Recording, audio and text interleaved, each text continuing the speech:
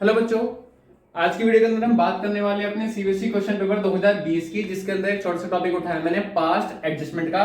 और आपको इस तरह की क्वेश्चन पेपर की जो है, जब प्रीवियस क्वेश्चन पेपर होते हैं उनकी बहुत सारी क्वेश्चन वीडियो आप लोग के मेरे यूट्यूब चैनल पे मिल जाएंगी। तो आप लोगों को जो है लिंक डिस्क्रिप्शन में मिल जाएगा। तो प्लीज आज के बारे में बात करने वाले हैं, जो क्वेश्चन है पास्ट एडजस्टमेंट का, चैप्टर नंबर 2 में से, पार्टनरशिप में से। तो बच्चों, पार्टनरशिप जो पास्ट एडजस्टमेंट है होती क्या चीज है, एक मिनट में आप लोगों से डिस्कस करूं तो वो होता है कि अगर कोई फर्म अपने पार्टनर्स को कुछ एक्स्ट्रा पे कर दे या कम पे कर दे या ज्यादा, मतलब कैसे भी करके उन दोनों में पेमेंट लेन देन में गड़बड़ हो जाती है, तो उस पेमेंट की लेन देन का फ्यूचर में, यानी कि जब ईयर हमारा खत्म हो जाता है उसके बाद पता लगता है, तो उस चीजों को ठीक करने की प्रोसेस को हम बोलते हैं पास्ट एडजस्टमेंट। मान के चलो बिजनेस पार्टनर को इंटरेस्ट ऑन कैपिटल 5% देने वाला था, लेकिन हमने या तो दिया नहीं, या 5 से ज्यादा दे दिया, या 5 से कम दे दिया। तीनों ही गलतियां हो गई हैं और इन गलतियों का हमें 31 मार्च के बाद जाके पता लगता है, तो उनको ठीक करना ही क्या कहलाता है, हमारा पास्ट एडजस्टमेंट। और उसके लिए बच्चों आप लोग एक फॉर्मेट फॉलो करना। ये फॉर्मेट है, देखो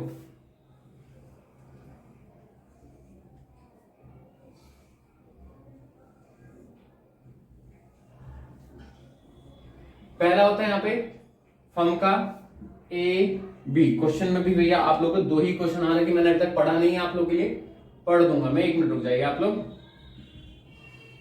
ठीक है, यहां पे क्या होता है बच्चों आप लोग का पर्टिकुलर, ये फॉर्मेट होता है। इस फॉर्मेट को कॉपी लिखने से पहले ध्यान रखना, फर्म और पार्टनर्स कैपिटल अकाउंट। फर्म का मतलब जैसे आप लोग profit and loss separate account बनाते हो ना, सेम वैसे ही बनेगा, और ये बनेगा पार्टनर्स कैपिटल के हिसाब से।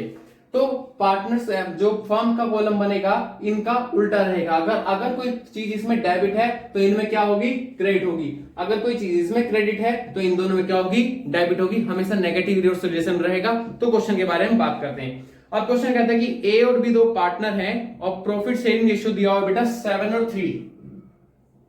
7 और 3 दिया हुआ है। उनकी कैपिटल 9 लाख और 4 लाख रुपए की गिवन है। क्वेश्चन में क्या था कि डीड के अंदर लिखा था कि इंटरेस्ट ऑन कैपिटल 10% हम पे करेंगे, और ए को सैलरी जाएगी 50,000 रुपए पर ईयर के हिसाब से, और बी को जाएगी 3,000 रुपए पर मंथ के हिसाब से। और profit for the year ended 31 मार्च 2019 में 2,78,000 का हमने डिस्ट्रीब्यूट कर दिया without providing interest on capital और विदाउट प्रोवाइडिंग सैलरी। यानी कि हमने इंटरेस्ट ऑन कैपिटल पे नहीं किया, सैलरी पे नहीं करी, और बिना इसके ही हम लोगों ने प्रॉफिट जो है बांट दिया। तो उस कंडीशन में क्या करेंगे?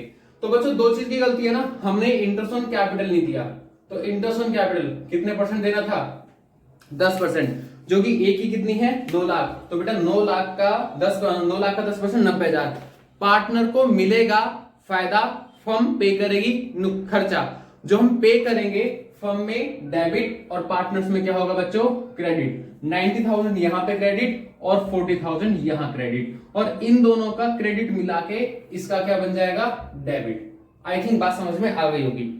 उसके बाद आगे बढ़ते हैं कि ए को सैलरी मिलनी थी 50,000 रुपए पर ईयर के हिसाब से, तो यहां पे क्या लिखेंगे, सैलरी। ठीक है, और बी को मिलेगी 3,000 रुपए पर मंथ के हिसाब से, तो 3,000 इंटू में 12 36,000 कितना बनेगा, 5 3 8, यानी कि 86,000 रुपीज। ठीक है, अब सिंपल सी बात है, क्रेडिट में तो कुछ भी लिखा नहीं है,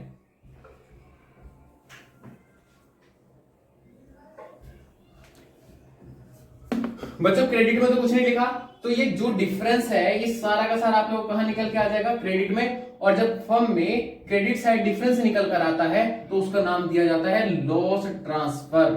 ठीक है, और उसे किस रेशियो बांट देंगे हम लोग, 7 और 3 के अंदर। जरा बच्चों जोड़ना, कितना बनेगा, ये बना आप लोग का 2,16,000 रुपए। अब इसे 7-3 की रेशियो में बांटो, और बच्चों देखो इसका फर्म का क्रेडिट है तो पार्टनर का क्या बनेगा, डेबिट।